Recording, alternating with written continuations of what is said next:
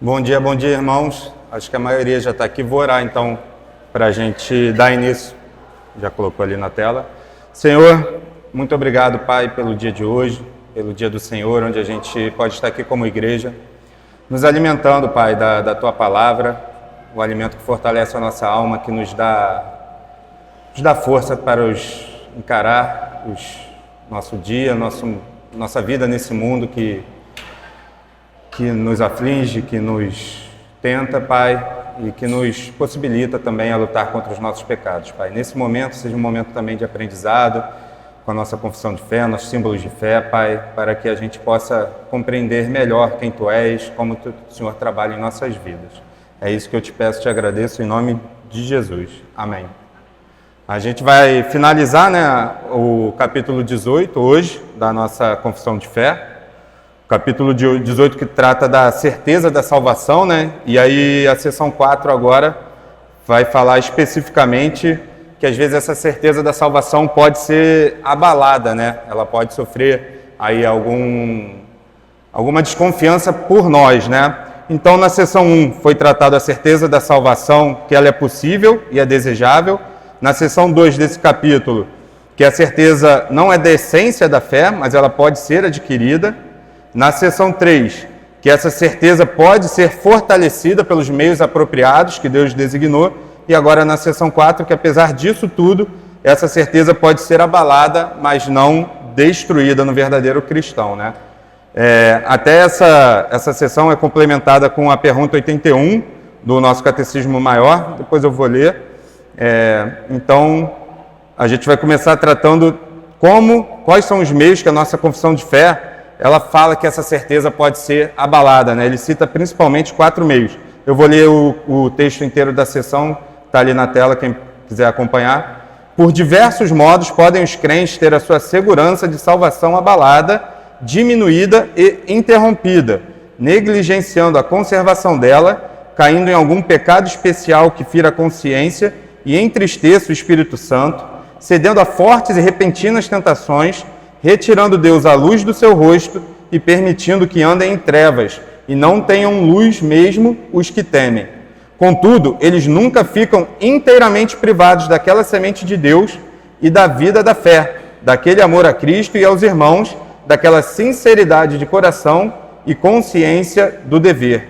Dessas bênçãos, a certeza de salvação poderá, no tempo próprio, ser restaurada pela operação do Espírito, e por meio delas, eles são, no entanto, suportados para não caírem no desespero absoluto.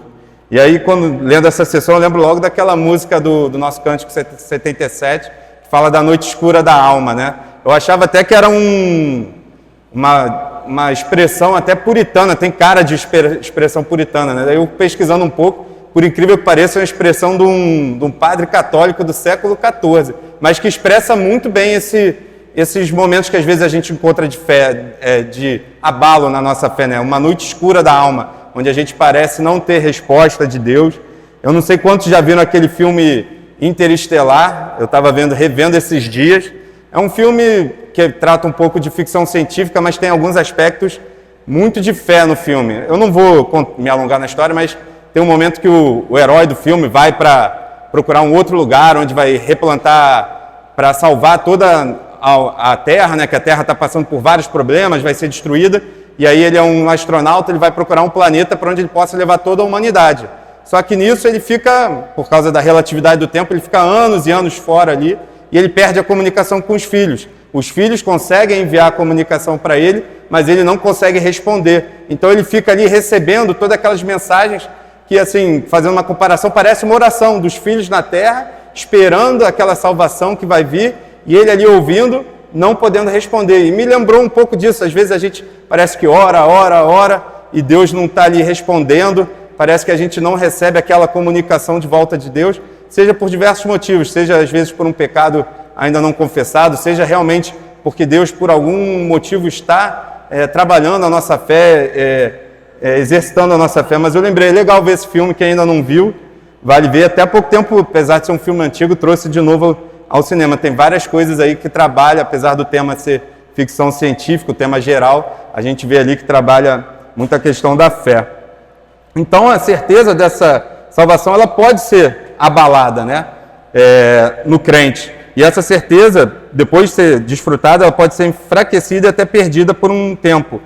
Eu achei o comentário de Williamson sobre esse trecho da confissão interessante, que ele diz: à medida que nós, pela força e graça de Deus, usamos diligentemente os meios designados da graça, buscando a santidade em conformidade com os mandamentos de Deus, alcançamos e sustentamos essa garantia. Uma vez que essa garantia é o fruto da diligência, ela não pode ser levada ao descuido. A árvore determina a natureza do fruto, e não vice-versa. A garantia é um fruto da graça. A árvore da qual ela vem é aquela operação do Espírito de Deus que torna um crente diligente de coração para guardar os mandamentos de Deus. A raiz é a graça, a árvore é a diligência e o fruto, sim, é essa garantia. Como a segurança é o fruto e não a raiz, segue que ela pode, às vezes, ser abalada, diminuída ou interrompida. E aí tem 4 pontos, como a gente viu ali, leu, que podem ser tratados, né, em relação à causa dessa certeza. Primeiro, a negligência na conservação. O que é isso?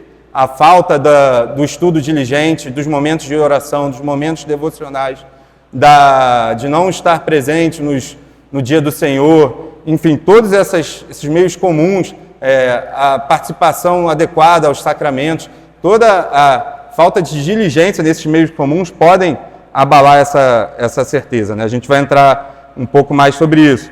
Aí ele fala também de algum pecado especial, né? O pecado que pode entristecer o Espírito Santo e aí atrapalhar a ação do Espírito Santo na vida do crente. Você ceder também algumas tentações fortes e repentinas.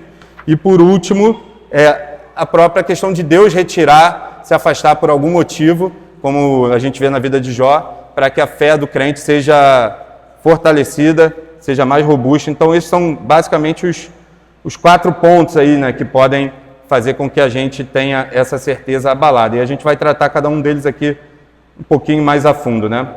Então, a gente vê nesse primeiro ponto, que é a negligência na conservação da certeza, a gente vê que se a gente for negligente, relaxado enquanto a leitura da Bíblia, a oração, se a gente presta pouca atenção à pregação e à administração dos sacramentos, se a gente for lento demais em fazer aquilo que é bom, que a gente sabe que a Bíblia exige de nós, e também sucumbirmos o que é mal, isso tudo entra nessa questão da negligência na conservação. Então, a gente se torna como, se alguém quiser abrir aí em Cantares 5, a gente se torna como aquela noiva de Cantares 5, em que o noivo fala, e ela é lenta em abrir a porta, e quando ela abre a porta, parece que o noivo não está mais lá. É uma imagem aí adequada, né? Se alguém puder ler, Cantares 5, 2, 3 e 6.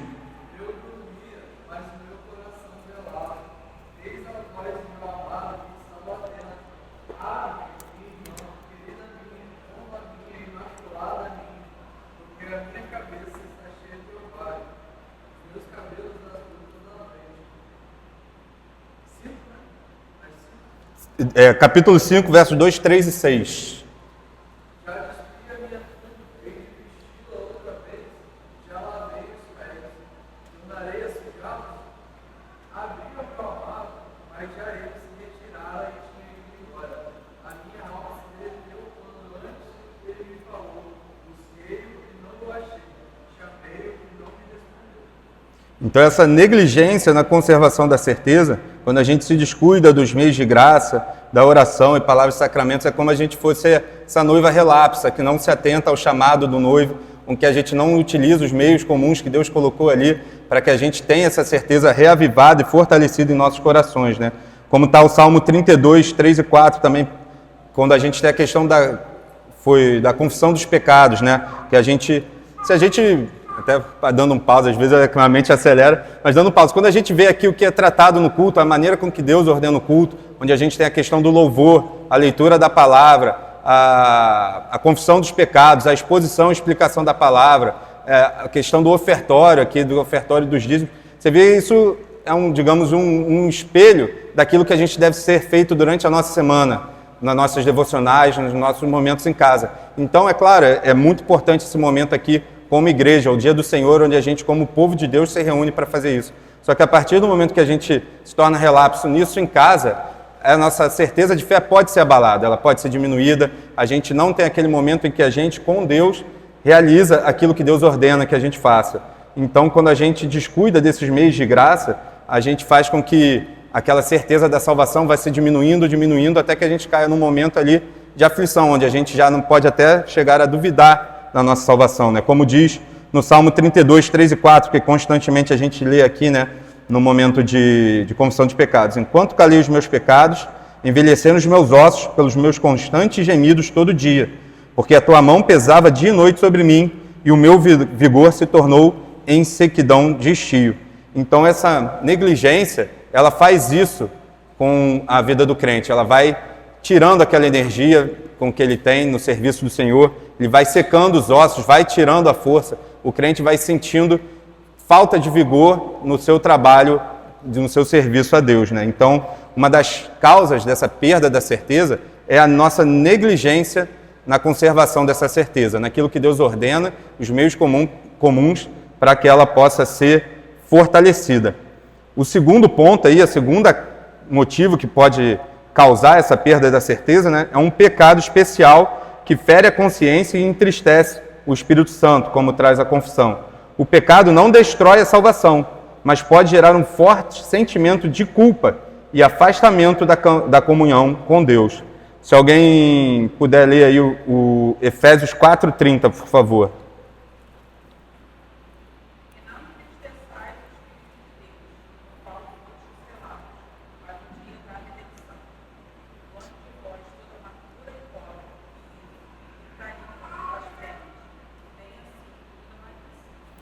Então a gente tem aí, aqui ele fala, não entristeçais o Espírito de Deus. Então ele até mesmo aqui diz, né, na continuação do texto, que a gente tem que se livrar de toda amargura, cólera, ira. Ele diz aqui alguns pecados que são comuns, né, à nossa carne, e ele diz, qualquer que seja esse pecado habitual, a gente deve se livrar dele.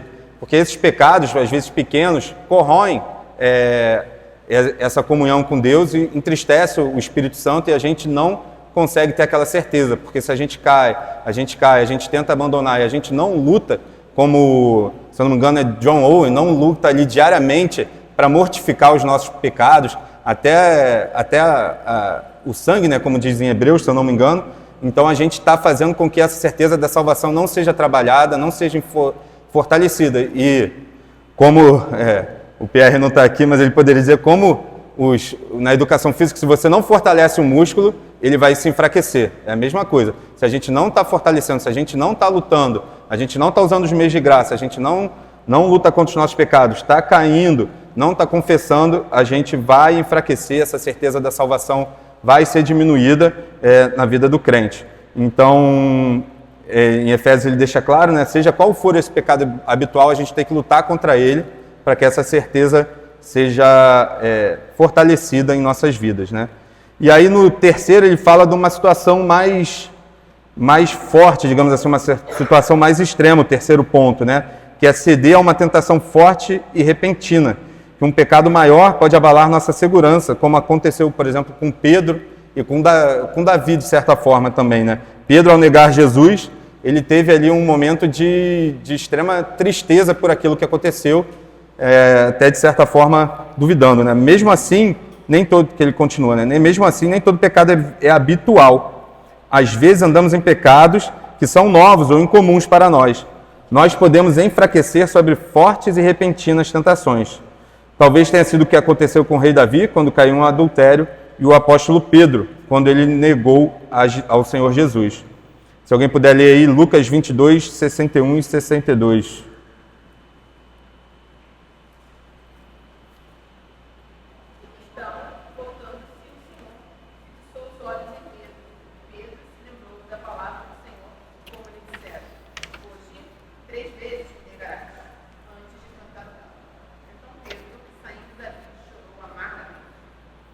Então a gente vê aí, quando Pedro cedeu, né, essa tentação de negar a Cristo, como isso abalou a segurança dele. Diz aí como ele chorou amargamente, depois ele se distanciou, né, da comunhão dos irmãos, e aquilo ali abalou fortemente a certeza de Pedro, né? E Davi também, quando a gente lê o Salmo 51, se alguém puder ler Salmo 51, de 8 até 14, quando Davi relata ali, né, o sentimento dele após o pecado ali com Batseba, né?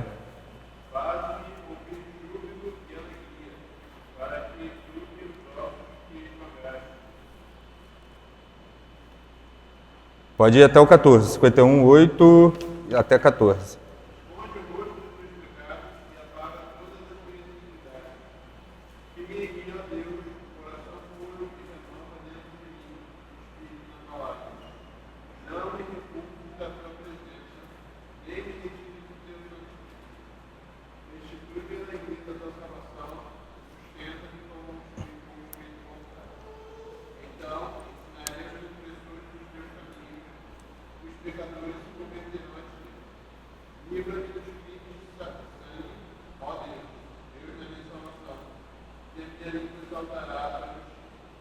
Então a gente vê aí que Davi, ele não pede uma restauração da salvação, ele pede uma restauração da alegria da salvação. Não é que ele tivesse perdido essa salvação, mas aquela alegria, aquela certeza, após o pecado cometido, estava pesando em seu coração, né? Então, essa certeza da salvação aqui mostra que é central para aquela alegria no serviço e na alegria de a gente se alegrar no Senhor, né? Então, os 3 primeiros pontos, a questão da nossa falha, na manutenção dos meios comuns, os meios que Deus usa para que essa certeza seja fortalecida, né? A gente viu também a questão dos pecados, seja um pecado habitual ou um pecado específico, um pecado que não seja habitual para nós, mas que nós caímos. E por último, o 4º ponto que a nossa confissão de fé traz para que essa certeza seja abalada, é o próprio Deus retirar a luz do seu rosto. Em sua providência, Deus pode permitir que o crente passe por períodos de trevas espirituais para ensiná-los a depender mais dele. E a gente viu aí, a gente tem como maior exemplo a vida do próprio Jó, né? Onde por sua providência, por sua soberania, Deus prova Jó ali para mostrar que ele era totalmente dependente de Deus, né? E Deus afasta ali o rosto dele, deixa com que Jó sofra por diversas causas ali, a perda da família, a perda dos seus bens, e Deus ali, na verdade, afastando de Jó. E a gente tem outros exemplos desses na Bíblia, como, por exemplo, Isaías 50:10, quando Isaías está conclamando Israel, né, e a permanecer firme no Senhor. Então ele diz: quem há entre vós que tema ao Senhor e que ouça a voz do seu servo? Aquele que andou em trevas sem nenhuma luz, confie no nome do Senhor e se firme sobre o seu Deus. O salmista também, no Salmo 77, depois a gente pode ler, mas no Salmo 77, ele diz, no dia da minha angústia procuro o Senhor, erguem-se as minhas mãos durante a noite, não se cansam. A minha alma recusa consolar-se.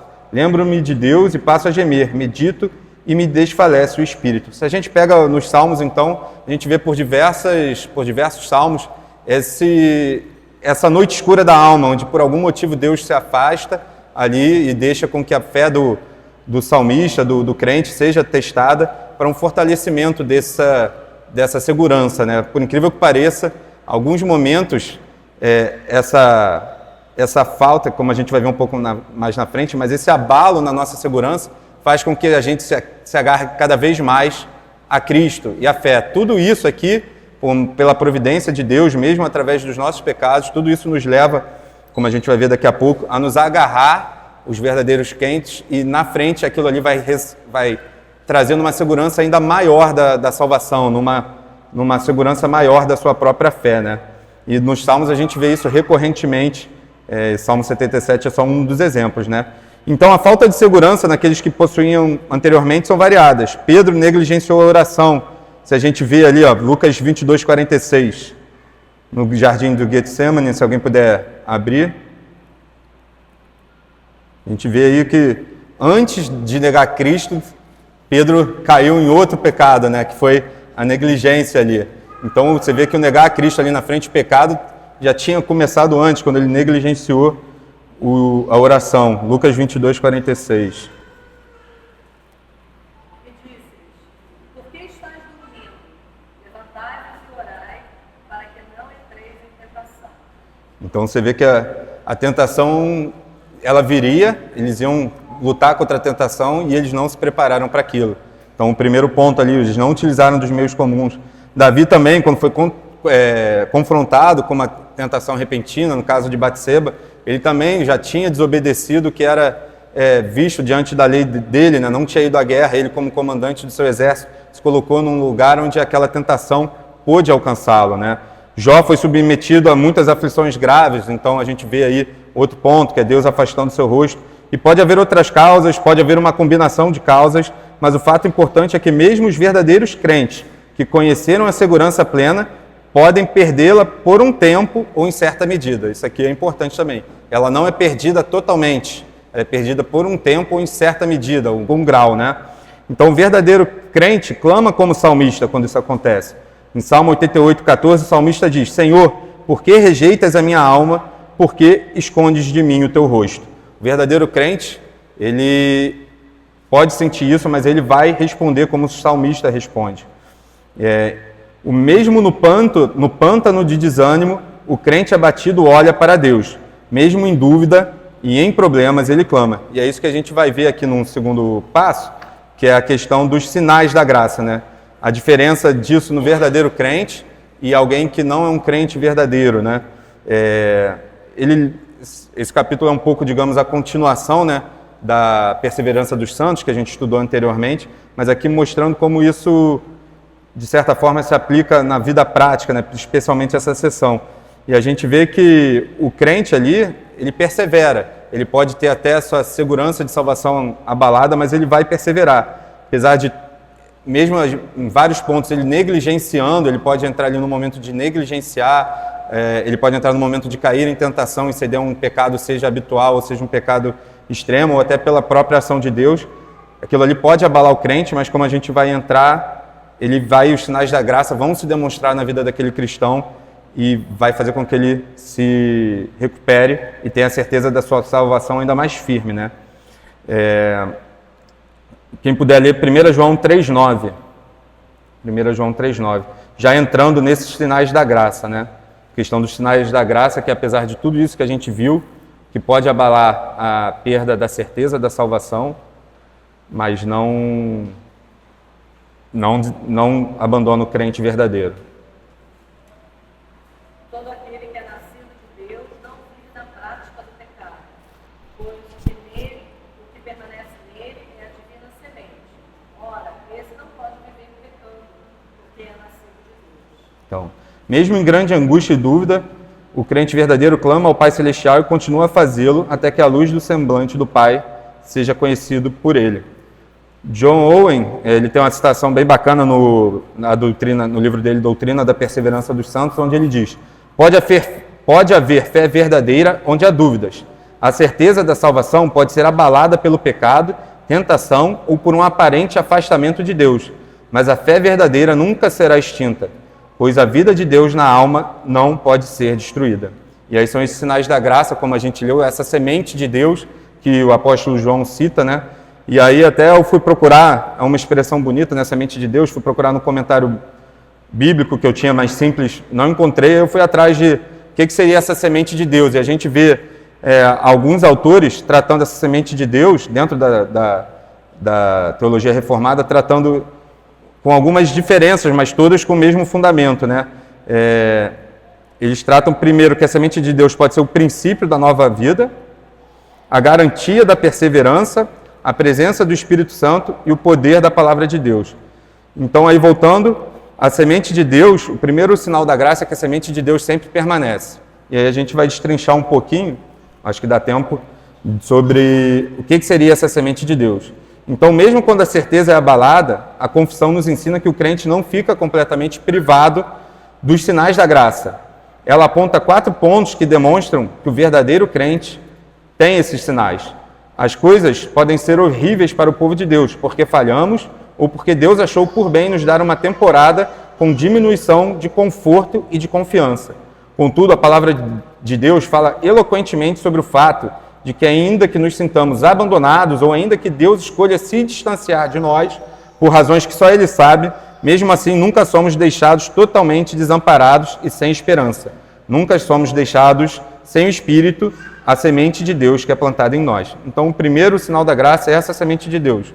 E na tradição reformada, a semente de Deus pode ser o princípio da nova vida, que é a regeneração pelo Espírito Santo. A semente de Deus aqui é a regeneração. Os teólogos reformados entendem que a semente de Deus refere-se à obra de regeneração realizada pelo Espírito Santo. E Calvino diz isso ao comentar exatamente esse texto, né? Ele diz: aquele que é regenerado pelo Espírito de Deus não pode ser escravo do pecado, porque a semente de Deus permanece nele. Isto é, a renovação espiritual pela qual Deus o reformou à sua imagem. Para Calvino, essa semente é o princípio da vida espiritual que Deus implanta no crente no novo nascimento. Então, essa semente de Deus, que é o primeiro ponto que a gente sabe que é um sinal da graça de Deus na vida do crente, é essa nova vida. Mas essa semente de Deus também é a garantia da perseverança.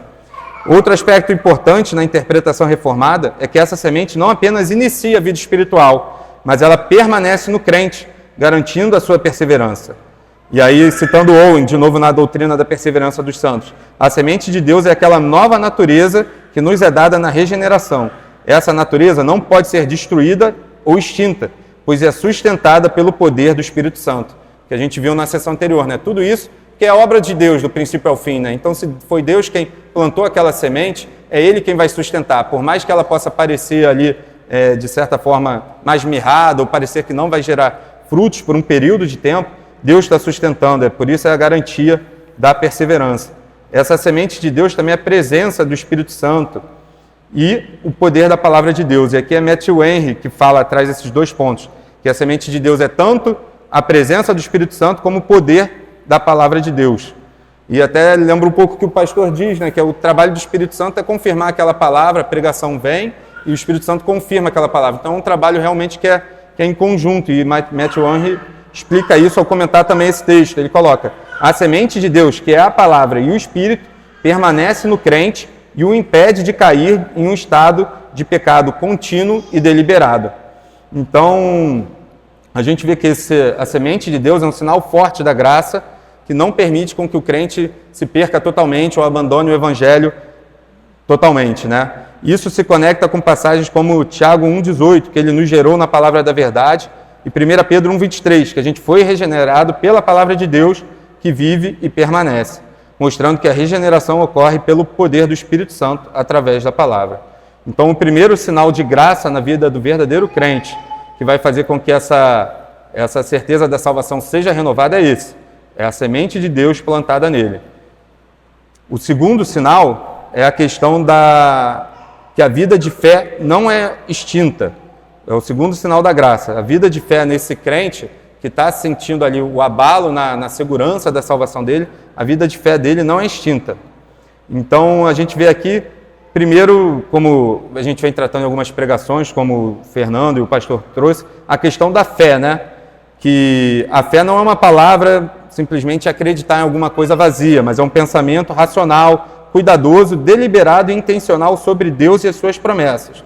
Então, por mais que o crente esteja experimentando ali uma falta de certeza na sua salvação, ele acredita, ele tem ainda fé na palavra de Deus. Ele conhece as promessas, ele sabe quais são aquelas promessas, ele sabe o que Deus espera dele e ele não abandona aquilo. Por mais que ele não sinta a sua salvação, se a gente pode botar de algum meio mais relativizado, assim, de repente não mais correto, mas quando o crente não consegue ter aquela certeza, ele não abandona a sua fé. Ele sabe qual é a promessa de Deus, ele sabe que aquilo não depende dele, é um trabalho que é de Deus do início ao fim, como está em Filipenses, né? Que é aquele que começou a boa obra vai completá-la até a volta de Cristo Jesus.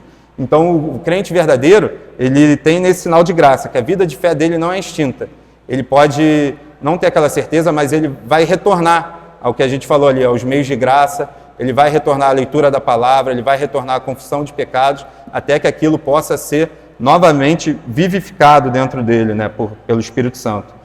Então, ele continua preso às realidades vindouras que foram prometidas por Deus, mudando radicalmente a maneira como ele vive. É uma certeza expressa em ações essa fé. A fé autêntica não é meramente acreditar em Deus, é crer em Deus e tomar Deus pela sua palavra, viver em obediência à sua revelação, custe o que custar, porque você sabe no fundo dos seus ossos que Deus sempre fará o que diz, que o que Deus fala e a sua obra são a mesma coisa, as promessas de Deus e a ação de Deus são a mesma coisa. É uma garantia que permanece em Deus e suas promessas e que anima o verdadeiro crente a perseverar em sua obediência a Ele. Então é algo que o crente verdadeiro não vai abandonar, que é um sinal de graça na vida dele, é que a fé dele não é extinta, porque é uma fé que não provém só dele, mas que é gerada por Deus. O terceiro sinal da graça é o amor por Cristo e que o amor por Cristo e pelos irmãos continua presente. Então, mesmo que o verdadeiro crente esteja ali sentindo ou esteja com aquela certeza da salvação abalada, o amor dele por Cristo e pelos irmãos continua presente. A gente tem aí 1 João 4, 7 e 8, se alguém puder ler. Por favor.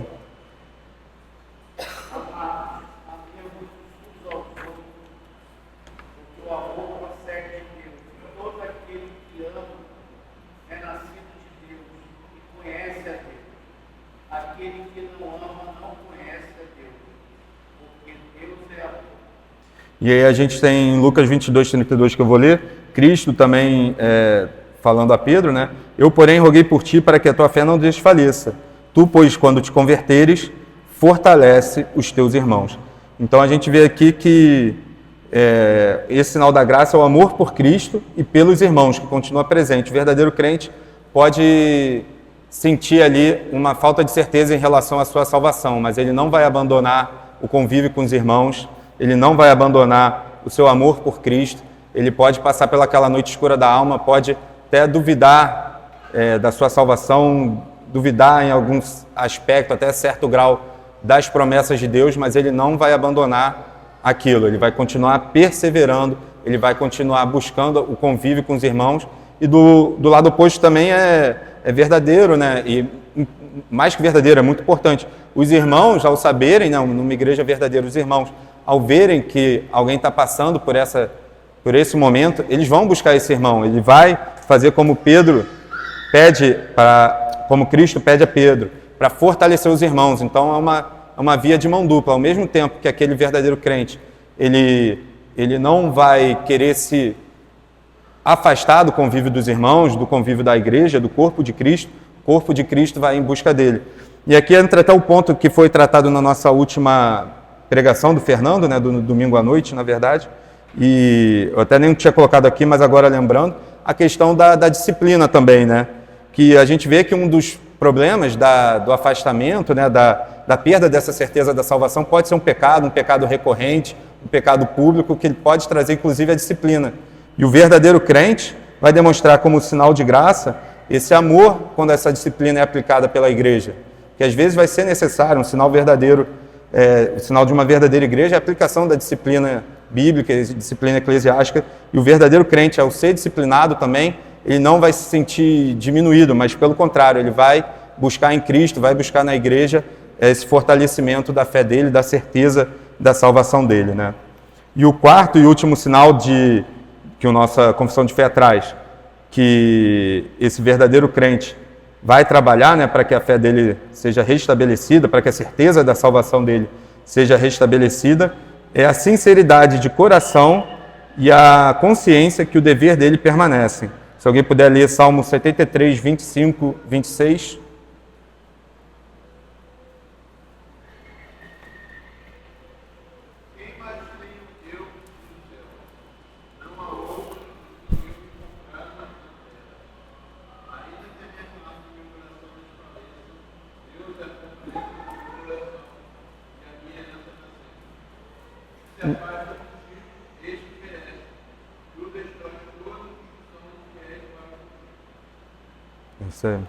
Então a gente tem aí que o verdadeiro crente, ele por mais que a carne e o coração desfaleçam, ele sabe que o único lugar que ele tem é o consolo em Cristo, é debaixo das asas de Deus, é onde ele pode encontrar restabelecida essa certeza da salvação dele. Assim como a gente tem o exemplo dos discípulos também, né? Quando Cristo vem, traz aquela pregação mais dura, e aí muitos vão embora e ele pergunta aos discípulos, e vocês não vão também não? E os discípulos respondem, aonde nós iremos se só tu tens as palavras de vida eterna? Então o verdadeiro crente, por mais duro que seja o caminho, por mais que Deus para nós, né, na nossa visão, Deus esteja afastando o rosto de nós, por mais que a gente tenha caído em pecado e esteja necessitando de uma disciplina, de uma correção, de restabelecer aqueles fundamentos para ter a nossa certeza da fé aumentada, a nossa certeza da salvação, ele em nenhum momento vai abandonar totalmente, porque ele sabe que o único lugar onde tudo aquilo pode ser encontrado é em Cristo. Salmo 31, 22 diz: eu disse na minha pressa, estou excluído da tua presença. Não obstante, ouviste a minha súplice voz quando clamei por teu socorro. Você vê aqui até, nesse caso, o salmista diz que foi um retorno até rápido, digamos assim, que ele clamou, na pressa dele ele achou que Deus estava distante, mas quando ele viu, Deus estava perto, ele ouviu o pedido dele, né? Thomas Watson diz que o crente pode perder a alegria da sua salvação, mas nunca a própria salvação. Como o sol pode estar coberto por nuvens e ainda assim continuar brilhando, assim também o crente pode sentir a ausência do favor de Deus e, no entanto, estar seguro nele. Então, essa falta de certeza da salvação, essa falta de convicção que muitas vezes acontece, ou a diminuição desse grau, dessa certeza, ela nunca tem a ver com a perda da salvação. Isso não quer dizer que a pessoa não é salva, uma coisa não está interligada com a outra. Se a gente encontra nos crentes esses sinais da graça, onde ele busca restabelecer aquela certeza da salvação, a gente pode ter essa certeza de que nós somos salvos, né? Então, se a gente apresenta esses sinais de graça, eu acredito que muitos aqui, como eu, já passei por momentos onde a gente recai em pecados ou que a gente sente que Deus não está ouvindo a nossa oração e a gente para pensar, será que eu estou fazendo o que eu deveria fazer? Será que eu sou salvo? Será que eu não estou brincando de ser cristão, mal colocando? Porque muitas vezes a gente olha e como crianças, né? Eu vejo com os meus filhos, a gente dá uma instrução, o filho não faz, a gente quer as coisas no nosso tempo, a gente quer fazer as coisas da nossa maneira, e quando não ocorre no nosso tempo a gente reclama, a gente muitas vezes desacredita porque alguma coisa não ocorreu da maneira que a gente queria, e a gente passa a duvidar da nossa salvação, a gente às vezes confunde. Eu falo muito com as crianças, desde pequeno eu contei para eles que Papai Noel não existe, nunca deixei essa história lá em casa, eu não sei como cada um trata isso, mas desde criança, Papai Noel não existe. Muitas vezes a gente trata Deus como Papai Noel, né? Eu peço, tem que responder, eu peço, tem que trazer naquele momento, se eu for um menino bonzinho, aquilo vai acontecer, se eu não for, não vai. E às vezes a gente, na nossa infantilidade, a gente acha que é assim também, né? Às vezes no nosso pecado, né? Na infantilidade, num sentido pecaminoso ali do nosso coração, de querer as coisas do nosso jeito. A gente passa a duvidar de Deus. Mas o verdadeiro crente, por mais que durante um momento ele possa agir dessa maneira, esses sinais de graça voltam, né? Esses sinais de graça se demonstram, aquela fé é restabelecida, porque tudo isso não depende de nós, é dom de Deus, é Deus quem faz. Então, se a gente é verdadeiramente salvo, tudo isso vai retornar, né? E aí eu queria, se alguém puder ler Lamentações 3, 21, por favor.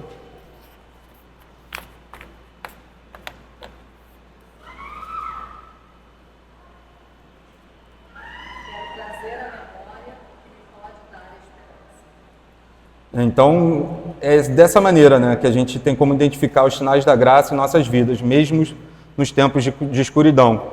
Às vezes a gente para naquele momento e acha que não está caminhando, a gente está no escuro ali, como num pântano, parece que não está saindo do lugar, e aí quando a gente para e olha para a nossa vida, para um momento e reflete, traz à memória aquela palavra de Deus que nos dá esperança, a gente vê quanto Deus já fez a gente caminhar, né, na fé, já fez quanto que Ele fez a gente caminhar na vida cristã. É isso que pode nos ajudar também nesse tempo de escuridão, para que a gente não desfaleça. É também trabalho de Deus trazer isso ao nosso coração, para que de maneira nenhuma os verdadeiros crentes se desfaleçam ou se percam totalmente num desespero naquele momento, né? E por último, além desses sinais da graça, eu vou só entrar no tópico, termino semana que vem, a questão da restauração dessa certeza, né? Que embora os crentes possam perder sua certeza, eles nunca são totalmente destituídos de hábitos e disposições graciosas, como a gente viu, nem deixados a afundar em desespero total. E sua certeza pode, pela operação do Espírito Santo, ser revivida no tempo devido. E a confissão ensina que a certeza da salvação pode ser restaurada no tempo apropriado pela operação do Espírito Santo de 4 maneiras. Primeiro é o arrependimento sincero, segundo, o retorno à palavra e à oração, o terceiro, a disciplina e o pastoreio da igreja, e o quarto, a participação nos sacramentos. Eu vou encerrar porque não vai dar tempo de terminar. Ficou faltando pouco, mas eu termino semana que vem. Mas foi isso, né? A gente viu que os verdadeiros crentes podem, sim, passar por esses momentos de incerteza na fé. São 4 os principais motivos que a nossa confissão traz para que isso aconteça. Existem outros motivos, mas eles estão enquadrados dentro desses 4 principais. E os verdadeiros crentes demonstram pelo menos 4 sinais de graça, que demonstram que eles são verdadeiramente salvos e que aquilo ali não passa de um momento, de uma noite escura ali da alma, de um momento de tribulação, como chamamos, e que aquilo ali, no devido tempo, Deus vai reerguer eles e vai restabelecer a certeza da salvação, e a gente vai ver como na semana que vem. Alguém tem alguma pergunta, alguma colocação queira fazer? Eu vou orar então para pedir. Irmão Alexandre, você ora para a gente encerrar, por favor? Senhor, nosso Deus, nosso Pai, nós te agradecemos, ó Pai, pela tua palavra e pela certeza que temos, ó Pai. Porque é somente pela tua palavra e pela ação do teu Espírito Santo que nós temos essa certeza, Senhor, em nossas vidas. A tua palavra diz, ó Deus, que o crente, ali em 1 João 3,9, não vive numa prática pecaminosa. O pecado nele é ocasional, ó Deus. Porque o Senhor colocou nele a divina semente. Esse é o verdadeiro crente. Aquele que não vive numa prática contínua de pecado, porque o teu Santo Espírito o preserva e o conserva, disciplinando, ó Pai, mantendo, ó Pai, nos teus caminhos. É uma obra tua. Obrigado, ó Deus, por essa certeza e por essas epístolas de João, ó Deus, onde o Senhor deixa bem claro, Senhor, bem claro a filiação, os filhos da luz e os filhos das trevas, ó Pai. Obrigado pela tua palavra, obrigado por tudo aquilo que aprendemos, tudo aquilo que o Senhor trouxe aos nossos corações.